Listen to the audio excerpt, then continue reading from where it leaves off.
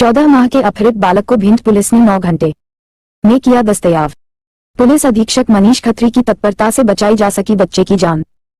गांव में दौड़ी खुशी की लहर। भिंड दिनांक 17 मई 2023 को जिला भिंड थाना मौ के अंतर्गत परिया गांव में रतिराम प्रजापति का 14 माह का बालक देवांश शाम 6:30 बजे करीब घर के बाहर खेल रहा था, जो अचानक गायब हो गया।